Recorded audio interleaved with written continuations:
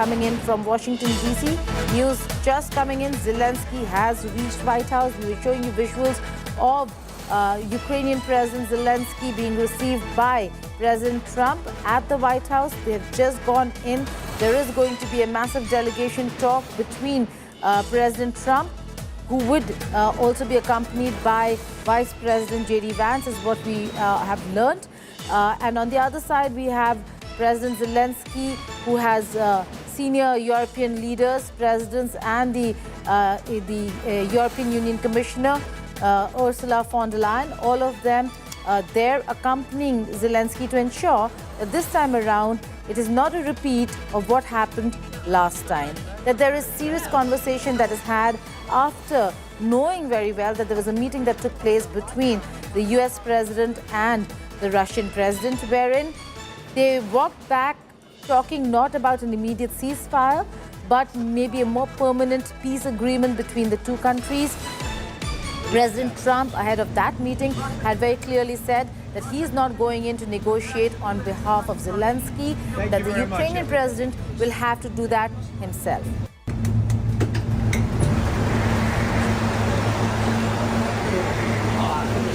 The best I had. Ready, face? Every step? President Trump, showing your message to the people of Ukraine as world leaders gather here today. We love them.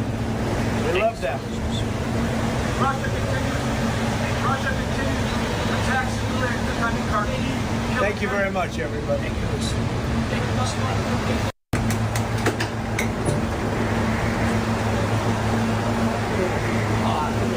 The best I had. Ready, face? Every step? That was President Zelensky and President Trump addressing the media. One question as to what do they have to say to the people of Ukraine. Zelensky went first saying we love them, followed by President Trump saying, reiterating or echoing what Zelensky said, saying we love them. But he did not take questions on Russia and ushered the Ukrainian president in. So in some time from now, we will have visuals coming in of President Zelensky along with European leaders meeting with the US president. Michael, if I still have you here with me, this is an important meeting. The visuals are in. Zelensky has arrived at the White House. The meeting is to begin. It does seem like there is a lot of tension around what is to happen over here. And we were talking about land, but this has more to do with not just land, but also questions of sovereignty, America being the net security provider, no more, and how Europe is going to deal with anything that Trump says from here on. Yes, and just to quickly get on the visuals, I do see Mr. Zelensky wearing sort of a suit. I think that's a show of respect. There were reports on Ukrainian media that Zelensky was instructed by the White House to wear a suit this time. The other thing I wonder is whether he brought an interpreter with him this time. A lot of Ukrainians criticized Zelensky for that last meeting, that he wasn't able to respond to Mr. Trump quickly or properly enough. So hopefully he has an interpreter. Okay, more visuals coming in, Michael. Now, these are visuals of President Zelensky and President Trump. These are important. This is the Oval Office, and this is the very same place, the very same position to have the President of Ukraine with us. Okay, let's listen. We've had a lot of good discussions, a lot of good talks, and I think progress is being made, very, very substantial progress in many ways. We had a good meeting, as you know, just a short while ago with the President of Russia. And I think there's a possibility that something could come out of it. And today's meeting is very important. We have, I guess, the seven very powerful leaders from Europe, and we're going to be meeting with them right after this meeting. And thank you very much for being here. Thanks so much, Mr. President. If I can, first of all, thank you for invitation, and thank you very much for your efforts, personal efforts to stop killings and stop this war. Thank you. And using this opportunity, many thanks to your wife, First Lady of the United States. She sent a letter to Putin about our children, abducted children, and my wife, she, First Lady of Ukraine, She gave the letter. right. It's not to you, to your wife. Oh, I want it. Yeah. So we are saying this is a sensitive topic, yeah. Yes, please. And thanks to our partners and that you supported this format, that after our meeting we can have leaders who are around us, UK, France, Germany, Italy, Finland, EU, NATO, I mean all partners around Ukraine supporting us. Thanks them. Thank you very much for invitation. Thank you very much for being here. President Trump. Do you think it's fair? Yes, Peter, go ahead. Thank you, President Trump. So, President Zelenskyy, you say in a post on X today, Russia must end this war, which it itself started. President Trump, you say President Zelenskyy of Ukraine can end the war with Russia almost immediately if he wants to, which is it? No, I think that's true. I think we're going to have a meeting. I think if everything works out well today, we'll have a trilat. And I think there will be a reasonable chance of ending the war when we do that. And is this the end of the road for American support for Ukraine? Is today's meeting deal or no deal? I can never say that. It's never the end of the road. People are being killed, and we want to stop that. So I would not say it's the end of the road. No, I think we have a good chance of doing it. It's been almost 4 years now that a lot of people were killed last week. A lot of people last week. I mean, millions of people killed, but a lot of people last week for whatever reason. A big number, a lot of soldiers, on both sides. And I know the president, I know myself, and I believe Vladimir Putin wants to see it ended. And as you met with Putin on Friday, today you've got President Zelenskyy here. As you listen to Russia and Ukraine, which side has the better cards? Well, I don't want to say that. I'm just here to be. Look, this isn't my war. This is Joe Biden's war. He's the one that had a lot to do with this happening, and we want to get it ended. And we want it to end good for everybody. We want it to end good. The people of Ukraine have suffered incredibly. And to that point, President Zelenskyy, are you prepared to keep sending Ukrainian troops to their deaths for another couple years, or are you going to agree to redraw the maps? Thank you for your question. So, first of all, we live under each day attacks. That today have been a lot of attacks and a lot of wounded people, and the child was dead, small one year and a half. So we need to stop this war, to stop Russia, and we need support American and European partners. And we will do our best for this. So, and I think we show that we are strong people, and we supported the idea of the United States, personally of President Trump, to stop this war, to make a diplomatic way of finishing this war, and we are ready for trilateral, as President said. This is a good signal about trilateral. I think this is very good. Thank you. Mr. President,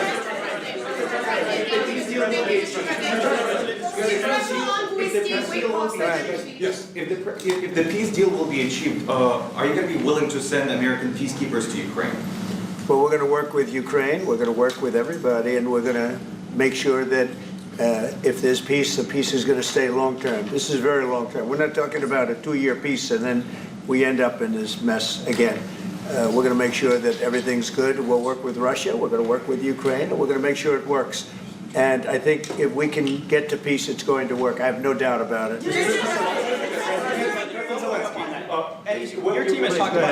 Your team has talked about security guarantees. Could that involve U.S. troops? Would you roll that out in the future? We'll let you know that maybe later today. We're meeting with 7 great leaders of great countries also, and we'll be talking about that. They'll all be involved, but there'll be a lot of help. When it comes to security, there's going to be a lot of help. It's going to be good. They are first line of defense because they're there. They're Europe. But we're going to help them out also. We'll be involved. Vladimir Putin mentioned that the war will not end without addressing the root causes of this war. Have you had an understanding what are the root causes of this war? Well, look, the war is going to end. When it ends, I can't tell you, but the war is going to end, and this gentleman wants it to end, and Vladimir Putin wants it to end. I think the whole world is tired of it. and we're going to get it ended. It was, I've done 6 wars. I've ended 6 wars, and I thought this maybe would be the easiest one, and it's not the easiest one. It's a tough one. A lot of reasons for it, and they'll be talking about it for a long time. But they'll be talking about the others. Look, India, Pakistan. We're talking about big places. When you look at, you just take a look at some of these wars. You go to Africa and take a look at that. Rwanda and the Congo, Republic of the Congo. That's been going on for 31 years. And so we've done a total of 6, and we really have 6, not including the fact that we obliterated, and it turned out to be a total obliteration, the nuclear, as you said, the future nuclear capability of Iran. And this one, I think we're going to get solved also. I feel confident we're going to get it solved. Thank you, Mr. President. Can you tell us about your conversations with European leaders and what they need to see to support an end to the war? Yeah, well, we're going to be meeting with a great representative group and 7 very powerful, very big countries, and great people, all friends of mine and friends of yours. And we're going to have some suggestions made. They want to see peace. They would like to see peace. You said last In night the red, in the red. President Trump, do you think it's fair for Ukraine and for Russia to achieve a lasting and durable peace if Ukraine cedes its territories that Russia hasn't yet conquered? Do you think it's a fair peace for Ukraine? We're going to have a lasting peace. Just to answer the first part of your question, we're going to have a lasting peace. I hope it's going to be immediately. I hope it doesn't have to go on. And I think people of the whole world is going to be very happy when that's announced. You posted on social media, Mr. President, a very touching letter from the First Lady, and the letter was hand-delivered to President Putin, and it calls for an end to the war, essentially, because of the children and the children's future. Why did the First Lady feel that letter was necessary? Was it because she believes that Mr. Putin is the aggressor in the war? Is a similar letter being hand-delivered to President Zelensky? So the First Lady felt very strongly. She's watched the same thing that you watch and that I watch. I see things that you don't get to see, and it's horrible. But when she's got a great love of children, she has a wonderful son that she loves, probably more than anybody, including me. I hate to say it, but she loves her son. She loves children. And she hates to see something like this happening, and that goes for other wars too. I mean, she sees the heartbreak, the parents, the funerals that you see on television. Always funerals. We want to see something other than funerals. No, she felt it was a beautiful letter. It was very well received by him, and she did ask me to say, she would love to see this end. She would love to see it end, and she says it very openly, very proudly, and with great sorrow because so many people have been killed. Mr. President, last week, Brian, go ahead, Brian. Yes, sir. I've got a question for each of you. Yes. First of all, Mr. President Zelensky, you look fabulous in that suit. I said the same thing. Yeah, you look good. I said the same thing. Yeah, looks good on I you. said to the one that attacked you last time. See, now he's I remember that. Yeah, I apologize to you. You look wonderful. No, my first question for you, President Zelensky. In the same suit. You see, I changed, you are not. Maybe yours is much better. Real quickly, upon peace, God willing we get peace, are you open to holding an election in your country? Yes, of course. We are open for election, yes.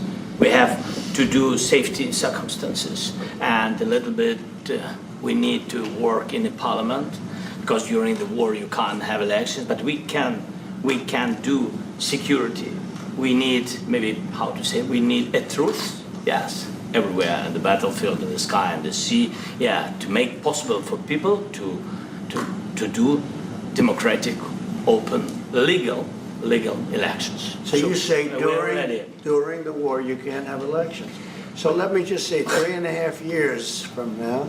So you mean if we happen to be in a war with somebody No more elections. Oh, that's good. I wonder what the fake You like news this is gonna idea? say. No. Speaking of news, I got a question for you. This sounds insane for me even to ask this, but do you think the American media really doesn't even want a peace deal because they've been so critical of you every step of the way as you lead the charge for peace? It's an amazing phenomenon. I said that if in the settlement you got Moscow, St. Petersburg, and thousands of miles around them, they would say I made a bad deal. The level of hatred and animosity is incredible. Not with all. I mean, we have great people up here. We also have terrible people up there that I think are told what to say. But, you know, in solving all of these wars, they don't even write about it. You know, I saw major wars. I saw wars that have been going on for 31, 35, and 37, and a couple of quicker ones. One that was going to go into a full-blown deal very quickly. You know what the one I'm talking about. It was a big one. But they don't even write about that. No matter what I do, no matter what, and you know, this is not anything to do with you. It's probably to your advantage in a certain way. But no matter what I do, no matter what deal I make, from my standpoint, you'll come out good. Maybe President Putin will come out good. But they'll say, Trump was absolutely horrible. It's just that, and I've lived with that for a long time. I've lived with it since just before the first election. I used to get great publicity. Now I get the worst publicity anyone's ever gotten in office, but I won in a landslide, so the people understand. They're the only ones that count, ultimately. But I've also had great reporters. I've had journalists that are very good. But it's very sad when you do the right thing. As an example, they said, because of the fact that Vladimir Putin came to American soil, this was a tremendous defeat for Donald Trump. No, it was really wonderful that he did it. It was a hard thing for him to do, to be honest with you. It was the opposite of what they said, but they said it. Now, if he didn't come, they'd say that was also bad for Trump. You know, there's no way. And there's just a great dishonesty of the press, and I think that's why it's lost its credibility. You know, its credibility is at an all-time low. We have a thing going on right now in D.C. We went from the most unsafe place anywhere to a place that now friends are calling me up, Democrats are calling me up, and they're saying, sir, I want to thank you. My wife and I went out to dinner last night for the first time in 4 years, and Washington, D.C. is safe, and you did that in 4 days. I'll tell you, it's safe. I had another friend of mine, he has a son who's a great golfer, he's on tour, and he came in fourth yesterday in the big tournament where Scotty Scheffler made the great shot, and he said his son is going to dinner in Washington, D.C. tonight. I said, would you have allowed that to happen a year ago? He said, no way, no way. He said, what you've done is incredible. And I think the people realize it. But the press says, he's a dictator, he's trying to take over. No, all I want is security for our people. But people that haven't gone out to dinner in Washington, D.C. in 2 years are going out to dinner. And the restaurants the last 2 days were busier than they've been in a long time. Thank you. I walked around yesterday with MTG. If you can walk around with DC with MTG and not be attacked, the city is safe. Yes. Thank you, Mr. President. Last week you warned of what you called severe consequences if a 30-day ceasefire or any type of ceasefire were not agreed to by Russia. Will there be severe consequences? Does that change because of I your don't meeting think with you need a President Putin? ceasefire. You know, if you look at the 6 deals that I settled this year, they were all at war. I didn't do any ceasefires. And I know that it might be good to have, but I can also understand strategically why, well, you know, one country or the other wouldn't want it. You have a ceasefire and they rebuild and rebuild and rebuild, and, you know, maybe they don't want that. But if you look at the 6 deals that we made peace and you know, long-term, long-running wars, I didn't do any ceasefires. Would I like the concept, you know, I like the concept of a ceasefire for one reason, because you'd stop killing people immediately, as opposed to in 2 weeks or 1 week or whatever it takes. But we can work a deal where we're working on a peace deal while they're fighting. They have to fight. I wish they could stop. I'd like them to stop. But strategically, that could be a disadvantage for one side or the other. But all of these deals I made without even the mention of the words ceasefire. President Zelenskyy, can you explain the decision to offer Ukraine Article 5-like security guarantees, but stop short of pushing for their full membership? Yeah, well, we haven't done anything on that yet. If you look back and you go back long before President Putin, it was always a statement that they would never allow Ukraine into NATO. So that was a statement that was made, but we haven't discussed any of that yet. We're going to be discussing it today. But we will give them very good protection, very good security. That's part of it. And the people that are waiting for us, they are, I think they're very like-minded. They want to help out also. Thank you, President. Thank you, President Trump. Are you disappointed there's no The United ceasefire, States, Mr. President? the United States has already given hundreds of billions of dollars to this war effort in Ukraine. Biden. At best, it is a stalemate, and the killing continues. So, President Trump, how much more is the United States willing to give Ukraine? And President Zelensky, how much more do you want? Well, I'll start off just by saying we're not giving anything now. We're selling weapons. This is something before, I guess the number is well over $300 billion. That was under Joe Biden, a corrupt politician, not a smart man, never was. By the way, go back 40 years. He was not a smart man 40 years ago either. But now he's in particular bad. This was done by a corrupt administration that shouldn't have been in, and frankly, if the right results of the election were given, if I were president, this war would have never taken place, and he would have been very happy, because he would have liked to have seen. I mean, they went through hell. He went through hell. This war would have never happened, and the people that were killed, a couple of million people, a lot of people with soldiers and everything else, and the people that have been displaced and forced into other areas and other countries because of what's happened, none of that would have happened. And I'm just saying that he was a horrible president, whether it was the borders or this. He was just a horrible, corrupt president. Mr. President. I can. Thank you so much. So first of all, we have possibility now to buy weapon from the United States. We are thankful for this program and this opportunity. We are thankful for Europe. They pay for this, and through NATO program, for example, Pearl and etc. We have some programs where we can have some money to finance this, and this is a part. I think it's not a part for the war and to defend us. It also will be a part for security guarantees, to strengthen our army, to rearm Ukrainian army. This is very, very important. And it depends how much money we need to rearm. For example, the question of air defense, we spoke about it with President Trump, and I'm happy that we have now bilateral decisions and we work on it with production, American production. Nobody in Europe has so many air defense like Patriots, for example. We need it very much, and this is also about defending. I think the good news, we make the best military equipment in the world by far. You mentioned the Patriots. How good are they? Systems. We have systems, they're literally 100% foolproof. And it's really like shooting two bullets, two bullets hitting each other in the air in a space like this. The chances, 100%. It's 99 to 100%. So we sell the equipment to NATO. And NATO does what, I don't know what the arrangement is that you have with, but I know that they want you to have the equipment.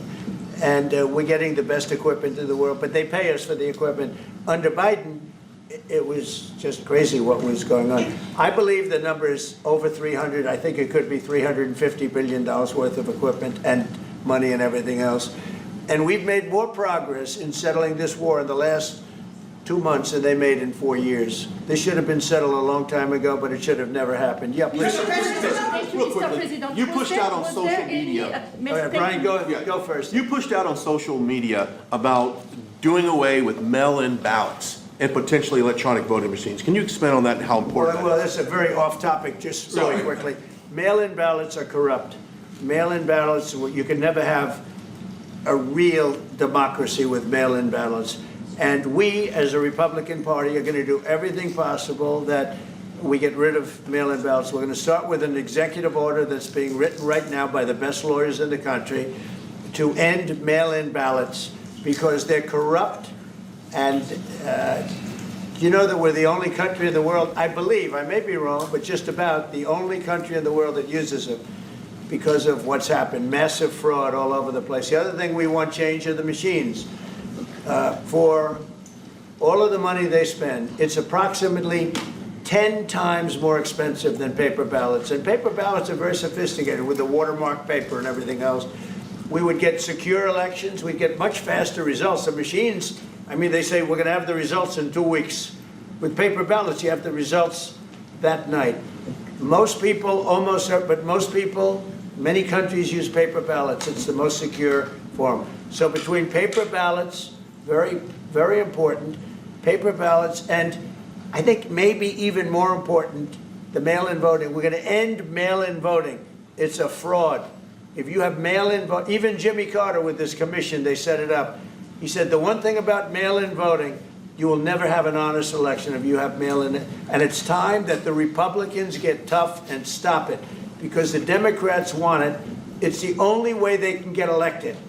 Because with men and women's sports and with transgender for everybody and open borders and all of the horrible things, and now the new thing is they love crime. They're fighting me on the fact that I've made Washington, D.C. safe. We're not going to get mugged, beaten up, or killed like all the people you've been watching get so badly hurt. I'm glad, I hate to take your time with this, but I'm glad you asked me that question. Sorry. We're going to stop mail-in ballots because it's corrupt. You know, when you go to a voting booth and you do it the right way and you go to a state that runs it properly, you go in, they even ask me, they asked me for my license plate, for identity. I said, I don't know if I have it. They said, sir, you have to have it. I was very impressed, actually. But it's very hard to cheat with mail-in voting. As you know what happens in California, it's so corrupt, where some people get 5, 6, 7 ballots delivered to them. Now, we got to stop mail-in voting, and the Republicans have to lead the charge. The Democrats want it because they have horrible policy. If you have mail-in voting, you're not going to have many Democrats get elected. That's bigger than anything having to do with redistricting, believe me. And the Republicans have to get smart. We're not going to have a country. I said for a long time at rallies, you need borders and you need free and fair elections. Those two things, otherwise you don't have. We have strong borders now. In 90 days, Mr. President, we didn't have 0 in 3 months. Not one person came in illegally into our country. In fact, even I find that hard to believe, but it's run by a little bit of a liberal group that put out the numbers, so I guess it's, but 0, 0, and 0. You go back a year ago, 2 years ago, 3, millions of people poured into our country. It was terrible. Thank you very much. What security guarantees do you need from President Trump to be able to make a deal? Is it American troops, intelligence, equipment? What is it? Everything. And really, it includes 2 parts. First, strong Ukrainian army. That's what I began to discuss with your colleagues. And it's a lot about weapon and then people and training missions and intelligence. And second, we will discuss with our partners. It depends on the big countries, on the United States, on a lot of our friends. And Mr. President, are you willing to commit American troops to that NATO-like protection in order to get President Zelenskyy to a deal today? Well, I don't know if you define it that way, but NATO-like, I mean, we have people waiting in another room right now. They're all here from Europe, biggest people in Europe, and they want to give protection. They feel very strongly about it, and we'll help them out with that. I think it's very important. I think it's very important to get the deal done. You've been involved with the peacekeeping in Ukraine since your first day in the administration. What would you say to the Ukrainian people right now who are suffering under the Russian attacks and hoping that the American people will stand with them? Well, I know Ukrainian people. I've known many over the years. They're great people. They're smart. They're energetic. They love their country. I mean, they love their country, and we want to get this war ended. That's all I can do. I love the Ukrainian people, but I love all people. I love the Russian people. I love them all. I want to get the war stopped. Very important. Mr. President, was there any aspect of your discussion with Vladimir Putin that left you disappointed? Look, we just spoke to, I was just telling the president, I just spoke to President Putin indirectly, and we're going to have a phone call right after these meetings today. And we may or may not have a trilat. If we don't have a trilat, then the fighting continues. And if we do, we have a good chance. I think if we have a trilat, there's a good chance of maybe ending it. But he's expecting my call when we're finished with this meeting. Thank you very much, everybody. Thank you, guys. Thank you, guys. Let's go right on that way. Let's go, guys. Thank you. Thank you, press. Let's go. Let's go. Move. Come on, guys. Let's go. Thank you, guys. Thank you, press. Thank you. Keep moving. Thank you, guys. Hey, guys. Keep moving quickly. Let's go. Thanks, guys. Keep moving. So that press conference or that initial comments at the White House are over. Very civil conversation, very unlike what happened the first time that President Zelenskyy was in the White House and got a massive dressing down. This time, very, very civil. But the message, if not the same, was similar. The world is tired of the Russia-Ukraine war. Russians are tired, Ukrainians are tired, the world is tired. But that question of ceasefire, will Ukraine have to cede territory for that ceasefire, and how much territory will Ukraine have to cede? Of course, this time, the Ukrainian president is also well fortified. Of course, he's suited up, but then there are 7 top European leaders, from the British Prime Minister to the French President, from the German Chancellor to the UN, to the EU and NATO chiefs there with him. So he's well stocked, well armed, well fortified for this conversation. Let's now throw this open for a wider conversation. What do we expect from the dialogue, the one-on-one dialogue that's happening now, and the dialogue that will happen with the European leaders? Joining me on this special broadcast, Geeta Mohan, India Today's Foreign Affairs editor. Sasha Alexandrenko is a journalist who joins us from Ukraine. Sasha, welcome. Seema Sirohi is a well-respected journalist and columnist, joins us from Washington, D.C. Daniel Block, editor of Foreign Affairs magazine, joins us from New York. Ambassador Ashok Sajjanar with me on this, as is Sushant Sareen, senior fellow at the Observer Research Foundation. And Sasha, let me begin by asking you, okay, Sasha, what do we expect? Sasha, what do we expect from this conversation? Is Ukraine willing to cede territory for ceasefire, or is ceding territory completely off the table? Good evening, everybody. Thank you for this translation. So I would say that, of course, people of Ukraine and communities, they want to have very, very careful hope for the best and for the ceasefire. But for now, all experience of Ukrainian population, it's every time the ceasefire was announced by Russian Federation, so it never happened. So if there will be no very powerful statements or very powerful sayings from European leaders, from USA leader, so what's going to happen to Russia if they will not follow their promises? I think it's just another talk about ceasefire or about peaceful negotiation, which unfortunately leads to nowhere and make no changes for Ukraine and for Ukrainian population. Seema Sirohi, in the way you look at this situation, President Trump's meeting with President Putin, now meeting President Zelenskyy, and with 7 top European leaders there at the White House in Washington, D.C. right now, what kind of forward movement can we expect? Well, the best forward movement would be the trilateral meeting that President Trump talked about. But there's a lot to happen. Okay, give me a moment. I think I've lost your link. Let me also bring in Rohit Sharma, who joins us from Washington, D.C. Rohit, what's the buzz in D.C.? Will this, as Seema Sirohi was just telling us, lead to a trilateral Russia, Ukraine, US? And what are all the European heads of state and government saying?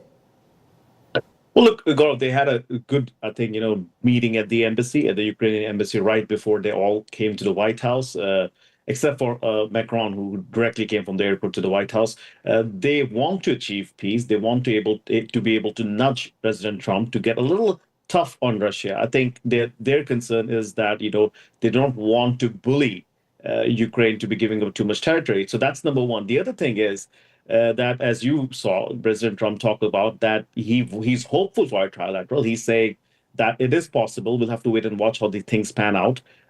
They just headed into a bilateral. They will go into, all the leaders will be meeting with President Trump right now. So the first concern that every European leader has is that they want security guarantee for Ukraine, and B, they do not want to have anybody bully Ukrainians into giving too much territory. So we'll have to wait and watch on that. But I think those are two things on mind of all the European leaders who are at the White House right now. Okay. Ambassador Sajanhar, do you see forward movement? What's changed between February and now? Post that meeting with President Putin, is President Trump indicating no more weapons, no more giving any free weapons to Ukraine? Europe will have to pay for it. Some air defense systems yet, but the war has to end. Is that the impression you get? Well, as far as the weaponry is concerned, Gaurav, first of all, thank you very much for having me on the show. As far as weaponry is concerned, definitely, this has been made clear quite some time. Even the last time when the consignment of weaponry had gone from the United States, I think all the American leaders, including Trump, Rubio, Vance, were sort of, backslapping each other and complimenting each other that they were not giving free weapons and that they were being sold and NATO would be paying for them. So I think that has been the pattern that has been set after Trump has come in. But I think as far as peace is concerned, Gaurav, I have, what Mr. Trump is doing is really presenting some sort of a fait accompli to Europe and to Ukraine. Because, there have been informed leaks that have been at him in Alaska. So it doesn't leave any further scope for, any flexibility or any negotiation or any maneuvering on the part of Ukraine and Europe. Okay, but all these 7 leaders who've come, and I've got their entire list, Sushant Sareen and Geeta, weigh in on this in just a moment. From Friedrich Merz, the German Chancellor, to Emmanuel Macron, the French President, to Keir Starmer, British Prime Minister, Giorgia Meloni, Italian Prime Minister, Alexander Stubb, the Finnish President, Ursula von der Leyen, EU President Mark Rutte, NATO General Secretary, the coalition of the willing, Sushant Sareen. Is this for emotional support, or do they want Trump to continue arming Ukraine and this war to continue? Because Emmanuel Macron seemed to indicate that in case Russia is seen as a victor, there'll be trouble for other countries in future.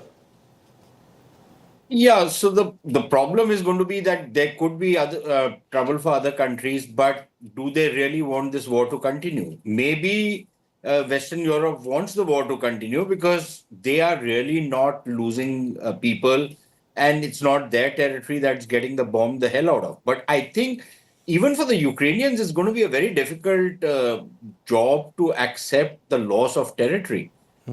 Look, Gaurav, everybody knows around the world that accepting loss of territory is the single most difficult thing for any sovereign country to accept.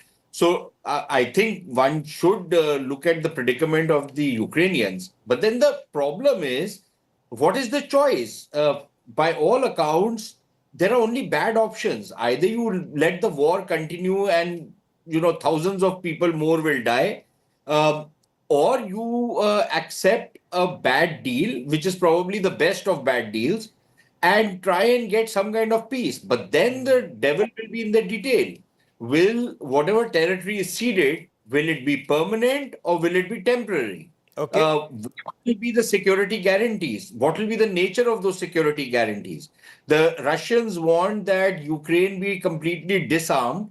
Will that be on the table? Will that not be on the table? Totally disarmed and denazified is the terminology that Trump is using, but that may well be a maximalist position. Sushant Sareen, give me a moment as I bring in Geeta Mohan into this conversation, because Geeta, President Putin was very clear. He's not in this for a temporary ceasefire. He wants a permanent settlement, and from what our analysts seem to indicate, that there is no LOC kind of a situation that he wants, that you'll have a festering border with Ukraine. He wants it very clear, no military at the borders, no Ukrainian forces at the borders to target the new Russian territory. Well, absolutely, Gaurav. Even before the two sides went into a conversation, remember, the US president did not take so many questions from reporters as he did with Zelensky last time around and this time around as well. With Putin, the moment the leaders came in, the press secretary, it was the American side that kept saying, okay, thank you, please leave the room, please leave the room. They did not want any questions because they did not want anything that could scuttle those talks that were really critical and important. And he had already walked back on the demand for immediate ceasefire. So he already knew what the Russians really are coming in to speak on. And the plan was in place, whether it's Russia-US bilateral or for that matter, what it means to have peace. And like you said, it was not temporary in nature. It's not a ceasefire. He wants complete understanding and clarity on acceptance, on endorsement when it comes to the Donbas region, that's Donetsk and Luhansk, and certainly Crimea.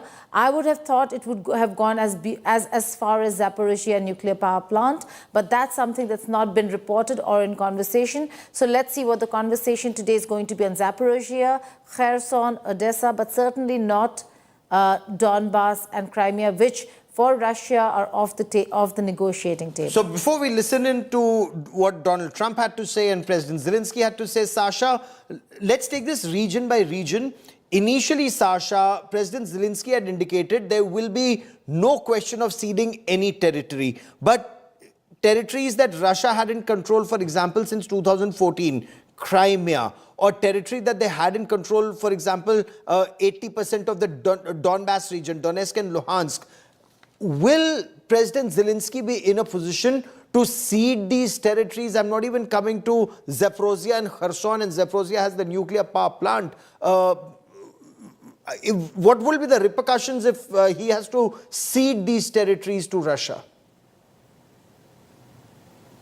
I think that President Zelensky now is a very difficult position because for him to declare that territories, we are talking about territories that was annexated since 2014, like Crimea Peninsula and partly Donetsk and Luhansk region. So his promise to Ukrainian people was not to give up on the territories, and we are still have a huge amount of people who are living on that territory and who are waiting to Ukraine to come back.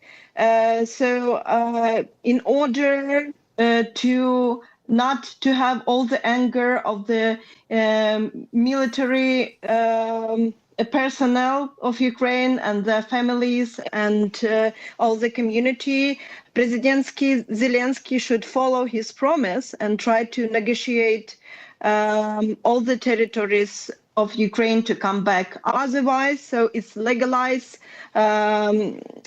annexion of the territories for all the countries in Europe, USA, and even Asia. So it's a quite difficult position and quite difficult situation for Ukrainian president for now. Indeed, Ambassador Sajjanhar, it would appear as, Sushant Sareen was just telling us, the choice is between bad and bad, or from bad to worse, whether he accepts the war that continues or ceding territory, which would be disastrous for his presidency. No, you're right, Gaurav. I think one really has to look at the least worst of all the bad proposals that are on the table. And I think some sort of, one is the absolute ideal position, which is, what is in the Ukrainian constitution, which President Zelensky has also been mentioning, that there will be no ceding of territory. But, there is something also called realpolitik. Yes. If you have, Crimea has now been with Russia for the last 11 years, since 2014, February of 2014. And also we see that at least the two provinces that have been claimed, whether it's the Donbas, the Donetsk and the Luhansk, those, I think it will be extremely difficult for Europe, for Ukraine and the West to recover. I think the best case scenario would be really if Zaporizhia and Kherson, if they can be retained, and what are these security guarantees? Because what Putin is trying to do is to say that there'll be no NATO forces in terms of Ukrainian army. Also, it will be severely limited. Now that is basically significantly compromising the security of Ukraine. And I think those are aspects on which possibly discussions can take place. And Rohit, are we expecting, best case scenarios, forward movement is a trilateral between President Zelenskyy, President Putin and President Trump? The European leaders, and you've been able to speak to some of their teams, are they here for just moral support, or are they here to say, continue giving them weapons, Europe will pay, if Europe has enough funds to pay, given the situation that they're facing? So what is that broader strategy?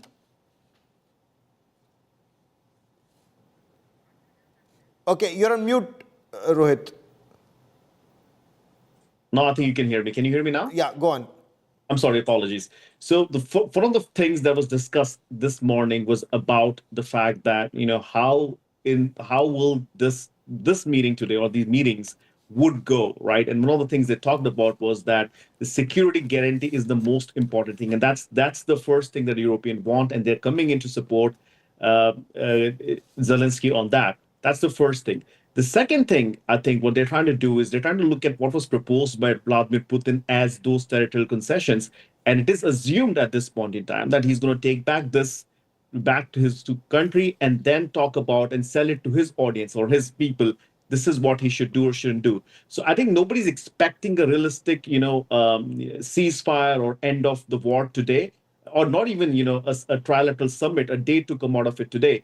I think the goal is to make sure that Zelenskyy can understand what the US is asking, or are relaying what the Russians have told the Americans. And then the Zelenskyy and the Europeans can talk about the security guarantees. The other thing is, and this is very interesting, Gaurav, is the fact that Zelenskyy must take these back to home, because the Ukrainian constitution requires a national referendum for any territorial changes. And this is a problem. And obviously, the Europeans are saying that's his problem to figure out. But that's been his talking line. That's what he said in this morning's meeting at the embassy in Ukraine. So there are a lot of concerns at this point in time, but there's no timeline. And as far as President Trump and the Americans are concerned, they just want to keep the momentum going. So yes, you heard President Trump say, we'll talk about the trilateral. I think that's what he wants to do. So but he Seema wants Sirohi, to do sooner. Okay, Seema Sirohi, one is optics, the other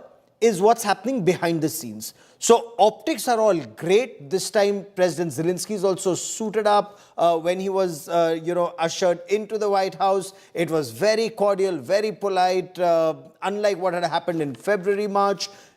But beyond that, what do we realistically expect? End of the road for military supplies to Ukraine to be able to sustain this war? Because President Trump's also making it very clear, we're not giving them anything, we are selling it, and Europe is paying for it.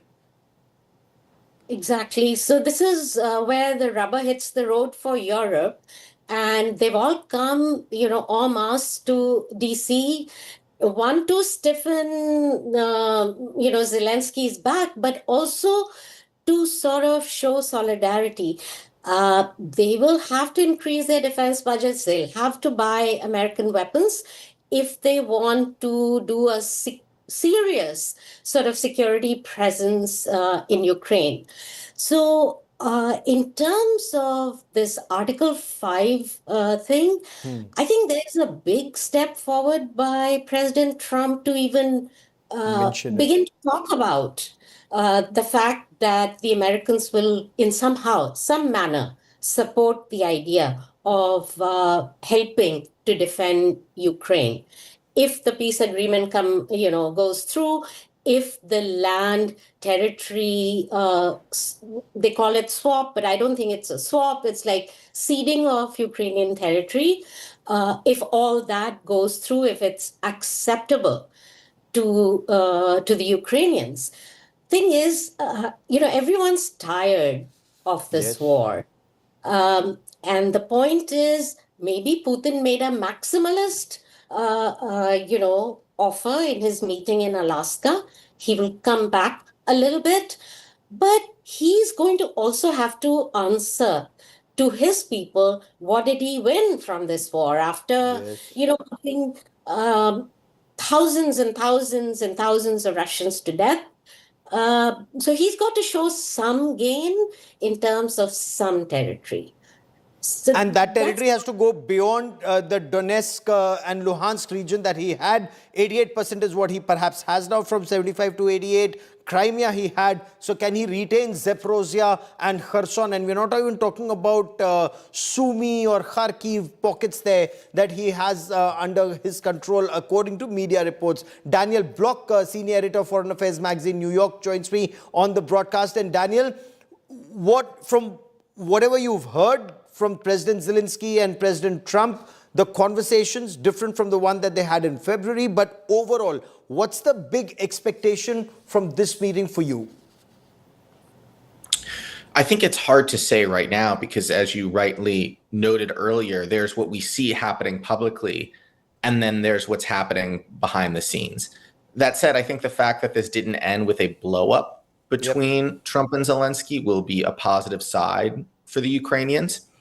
And I think that what they're really hoping is that, in combination with the other leaders in Europe, they can persuade Trump to continue leaving open channels for them to purchase military equipment to send to Ukraine. I think they still regard it as extremely unlikely that there's going to be a negotiated settlement to the war in Ukraine right now. The sense I have from what Ukrainians have said, from the way the Europeans feel, and from basically the offers that Putin has put forward, is that while obviously everybody is tired of the fighting of the war, there's no deal to be had that will leave the Ukrainians happy. And understandably so. I mean, Putin is demanding that Ukraine hand over territory that it still currently controls. So I think right now what Ukraine and its allies are looking to do are to keep the pathway for American support open. That's the goal, that's the hope. And whether or not they'll succeed, well, we'll find out. Sushant Sareen, one part is getting military hardware. The other part is having trained manpower to be able to operate it. Because a system like the Patriot system, to be able to use it effectively, you'd need to spend not weeks but months and months to be able to master that technology. Does Ukraine have that kind of manpower and that kind of trained manpower to operate?